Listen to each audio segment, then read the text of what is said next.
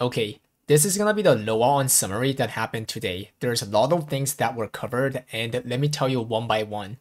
First one is the new continent, Kurzan North. So you guys will get Kurzan South with Echidna this June. Kurzan North is the next continent after the Southern Kurzan. And according to the director, he says that it's gonna be the climax of the first half part of the entire Lost Ark history. There's gonna be like new enemies, and like there's also a showcase, like the trailer for this. You can check it out in the description because I made a comment of showing that exact timeline. Next one, they graphically reworked on some of the NPCs in the game. So here's the examples. That's Inanna. And this is Balfour.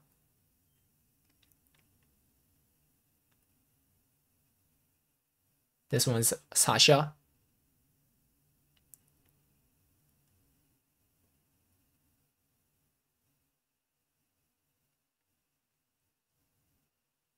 This one shows the overall contents that you can do after Northern Cruising comes out. There's like, some of the dailies that exist, and, Cube or some weekly raid like Echidna raid that already exist. Aside that, there's also like some new other contents, like, two of the new Guardian raids, and a hack and slash, like, kind of Chaos Dungeon looking daily event, and so on and so forth. So all those contents are being shown in this one map. That's what this overview is. And the more contents that you clear that exist in this Kurzan map, then there's this something like a reputational, grade that increases. And depending on the grade, you get some good like buff or reward. Next one is the new Kazeros raid. So we already have the Echidna raid, which is the starting of the Kazeros raid. This one is the next raid after that, and it's the first part of the Kazeros raid, according to the director. There are 2 gates in total, and the first gate, Arkan comes out with Ghost Vaultin, he says, and on the last gate, gate 2, there's gonna be this new being called Giant Colossal Agir. There's a sick trailer regarding this raid, so you can check that in the description as well. This raid will come out at the end of the July. And there's gonna be another Kazeros raid that's gonna come out after another 2 months, which is gonna be September, the Broshaja raid. This raid will come out after the Arkan and Agir raid that I previously mentioned, so it's gonna be officially the second Kazeros raid. And you can tell that Brel doesn't have crown on her anymore. There are 2 gates in total, and the first gate, there's gonna be her servant that look like this, and second gate is where she herself comes out. Next one is solo mode. So solo mode advocates from Vulcan up to Ivory Tower, so 7 contents in total. The reason why they made this is to help people, like new players, to learn and practice the mech and patterns. That's their first intention. Even with that being said, you do get mats and gold. For the materials, you get same amount from normal mode of each contents. For the gold, you get less gold than the normal mode. Then you might ask, how should the back attackers or supporters do the normal mode, right? Well, apparently they are adding a buff system that you can select before you go in. And for example, this one, it says when your character applies a mark on the enemy, then your class becomes significantly strong. So this buff is what you select if you're a supporter. And this one, it translates, even if you land the back attack skill as a non-back attack, it still gets all the back attack bonuses. So this is what you want to select when you're playing a back attacker. So just like that, there are a lot of buffs that you can choose depending on what class you play for the solo mode. The next one is Third Awakening. In other words, Super Awakening. You can see that the V key looks different, and there's also a T key. So what's going on is that you can't use the Third Awakening right away. Over the time, like it requires a warm-up time, and if it meets the condition, then your awakening that you have right now gets enhanced to Super Awakening, like now. And not only that, there's some more active, Hyper Awakening related skills that you can put on the T key. Also, there are passive skills, more like a tripod, that will enhance the Third Awakening. He actually brought up showcase of all the classes Awakening, which is very sick. There's gonna be a link below, so refer to that. The next is new horizontal system. This new horizontal system is called the pirate map of Crimson Nail. I'm not sure how it's gonna be, obtained, but he roughly tell that, for example, it can be dropped from the field boss, like so on and so forth. And not just this, they are adding more music box. So this is gonna be a V3, right? The version 3. And while he was like talking about this, he said that he will nerf some of the difficulty of the quest because like some of them takes really long, right? The next one is musical instrument feature. So this is something that already exists in BDO, Black Desert Online. By doing some rhythm game like this, your character will actually play music by using the instrument. Okay, from here, this is where the big changes starts to happen. He actually dropped season 3, and it's gonna come out around like after 2 months. Let's go over what kind of changes that he has. First of all, the combat level will be extended to 70 from 60, and the roster level will also be extended to 400. There will be new tier 4 items as you see the images here. So there's gonna be a new tier 4 accessories, tier 4 gems, and tier 4 honing mats, and the gears as well. The way how this will work is that when your character's level is 1620, then you can do a certain new content, and from there, you will get the tier 4 relic gears that are 1640. So if you transfer all your tier 3 1620 to 1640 tier 4, then your level immediately becomes 1640. Okay, this is not a hard reset, it's a soft reset, because even if you transfer from the ancient to the relic, which is 1 grade lower, right, technically, you don't get your power decreased. You actually get the same amount of, the min-max features. And you can even become stronger by transferring to the ancient one. By the way, the difference is that the relic, you can hone up to plus 20. The ancient tier 4, you can upgrade up to plus 25. Okay, for this one, he said that he will unbound the elixir and the transcendence system from the gear to somewhere else, something called dictionary. So this is not something to do with like buff or nerfing the elixir or transcendence itself. It's just like unbounding it and bounding to, some other UI, that makes, comfortable to see. He also said that you will be able to select the glow by clicking the, the glow option that you want from the weapon. This one is quality system. In tier 4, the max quality increases from 100 to 120. But at the same time, don't be worried. They will add artisan, the, pity system. This is only on tier 4, by the way. Tier 3, quality will not have artisan. And this one is to do with the sidereal weapon. Basically they are trying to release the higher level for the whales. Okay, this one perhaps might be the biggest change. So you know that you need accessories and stone and also the engraving books to get the full engravings, right? He is changing the entire engraving system. How is that? He will unbound the engraving from the accessories and stones. And therefore, there's gonna be only engraving book that will matter on the points of the engraving. Does that make sense? He's making it much more comfortable. So the stone and accessory will feature some other min-max ability that I will cover later on. Right now, the point is he's trying to unbound the combat stat, the gear set, and all these engraving factors, and organize it in a much simplified way. So if you check the left side over here, this is something where you can apply the character's combat stat and the gear option. Roughly, that's what I can say. And this one, the center one, is very interesting. So there are 4 tiers, tier 1, 2, and 3, and 4.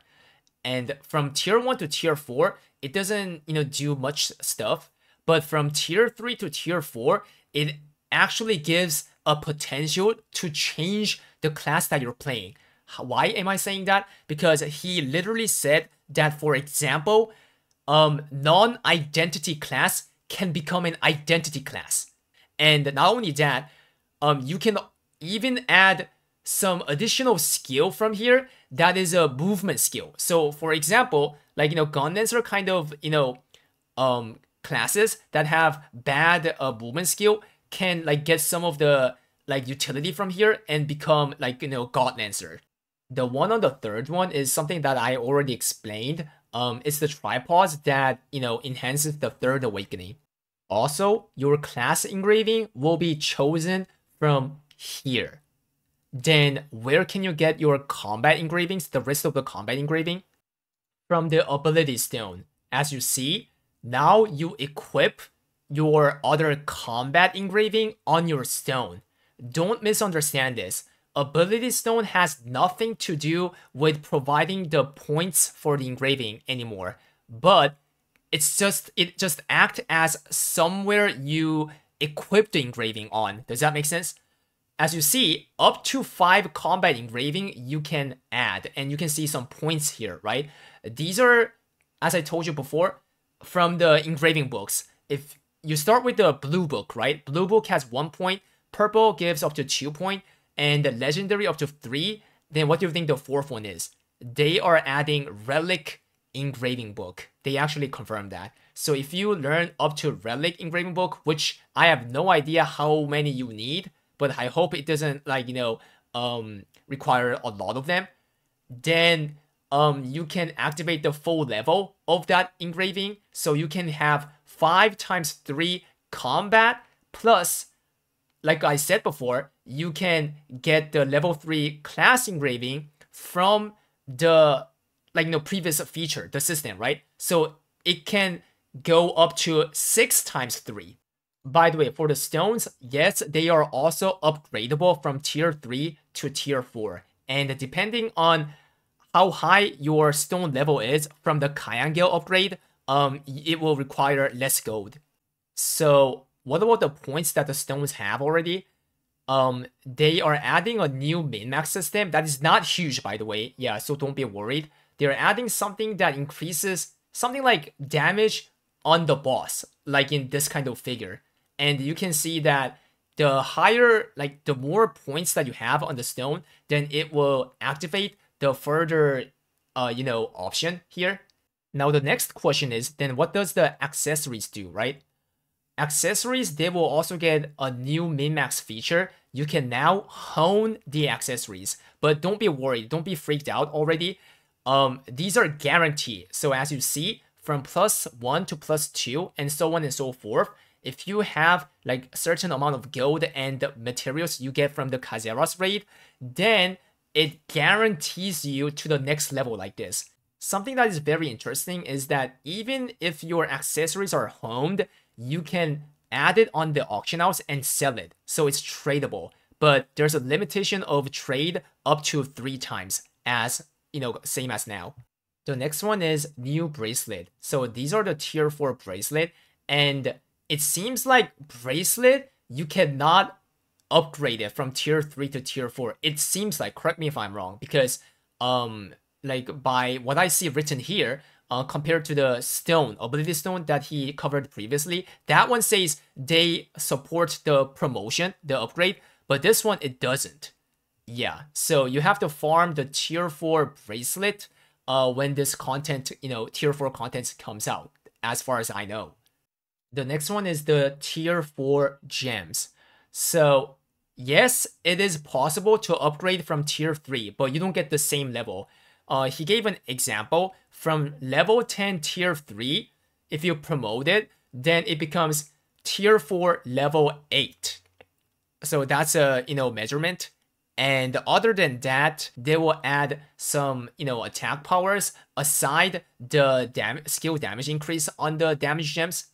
And also for supporters, there were no reason to run the damage gems, right? But what he's adding is that he will add supporting effects on the damage gem as well. So for example, if you see this one, the artist, hoppers, it says your buff efficiency of this hopper skill increases by 8%. So supporters, you cannot cheap out the damage gem anymore. When tier 4 comes, you need high level damage gem as well, just like other DPS do. Alright, next one, they are deleting some of the contents that no one does. So these are the Deja Vu mode from, Clown, Braille, and Akan. And this one is some of the PvP mode that they're deleting from PvP. And this one's Throne Spire and the Chaos Line in the Southern Vern. And the Tulobik, the Rowan content, right? And also the PvE content in the guild. They are deleting all of these. Also, they are unifying some of the currencies. The Stronghold currency to 1, and the raid tokens to 1. C coins, and this one they're deleting it. This heart is the the report token, right? They're deleting it. All right, next one is an interesting new combat feature. So this feature is called Just Guard, and it's like a pairing, like Parry from Elden Ring kind of games. If you see, watch, the mob will glow yellow from certain pattern, and if it does on a correct timing, if the character presses G key, the interaction key, then it parries. Just like that. Yellow and G key, parry. And all the classes will have this. Yeah. What he said is that he will, as a trial, he will try to, start putting these parry, feature from the Guardians first. And if it's good, then he will add it on the end, weekly contents as well. And this part is where I explained they're gonna add the Relic, engraving book. Not just that, they're gonna add the Relic rune as well. And if you see this one right here, they are, removing the 18 limit from the tripod. So that's good, right? And this one, the Transcendence effect, don't be confused. What it says is that they will streamline what it says from the Transcendence option by showing this image, as you see, because it is not understandable since it's like an essay, right? If it's written like this. So what he said is that he's trying to make it easier to read. The next one is card system. It's not something like they're adding a new card system that's better than Light Salvation. That would be disaster, right? But instead, what they're doing is that they are adding some other card set that are similar to Light Salvation, different element, same effect but different element. So for example, Water Salvation, increasing the water damage by 15%. Ground Salvation, Fire Salvation, something like that. Dark Salvation already exists, right? The KLC, the Kazeros, Legion Commanders. And not just that, they said that they will add a new card effect on 24th Awakening. Right now, there's only 18 and 30, right? But he will add the bridge in between the 18 and 30, which is gonna be 24. Lastly, the Super Mokoko Express that's coming this summer. I assume that you guys will get the same version, pretty quick as KR, because according to the history, that's what's been happening, right? It will advocate up to 1600 instead of 1580. The previous one was up to 1580, right?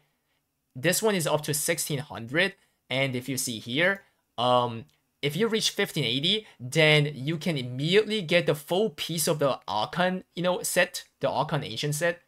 And also, if you reach 1600, where the Express ends, then you will immediately, your character's combat level immediately reaches 60. That's what he said.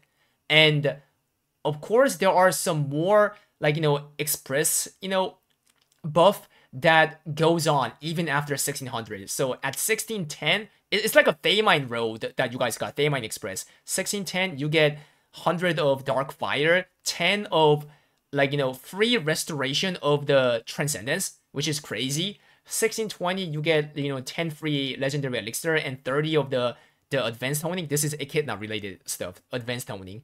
And the 1640, so basically it will support up to 1640. Yeah, the post ones. you get tier 4 level 6, gem and 2 legendary random card pack. Also, they are nerfing some of the, honing difficulties. So as written here, it will, alleviate the cost up to 1580, which is good.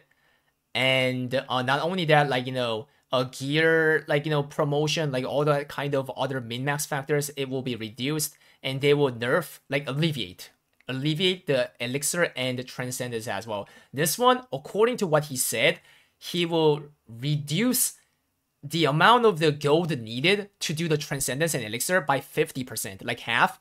And at the same time, he will double the amount of the mats that you can get from the weekly raid. So that's the end of the video. Thank you so much for watching. If you liked it, please hit the sub and like button. So how did you guys like it? In my opinion, I can feel that they are trying to, run away from the transcendence and elixir system that they made, because the tier 4, like, most of the new min-max system, they have either no RNG or less RNG. Which is like very contrast, when it comes to elixir and transcendence, because they have like a lot of multiple layers of RNG, right? And I think that's inevitable. Like having tier 4 with those kind of new min-max system is inevitable, because if they're not gonna like come up with a new system with tier 4, then what they would have pretty much done is adding some more like, bad RNG system like elixir transcendence. So I guess it was something that they had to do. Let me know your thoughts, chat. Stay Giga Chat.